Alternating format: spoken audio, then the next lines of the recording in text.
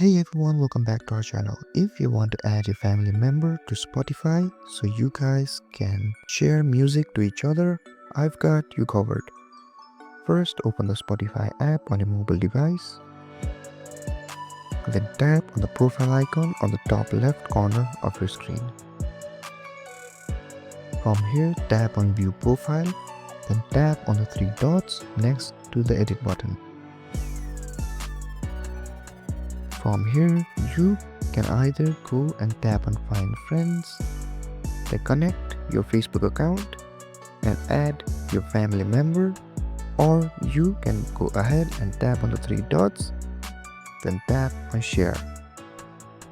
From here, you can share your profile directly to a family member you want to. You can either copy link or share with them directly through messages.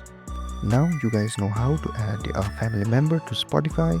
If this video helped you, don't forget to like, share and subscribe, and comment down below if there is anything else I can help you guys with.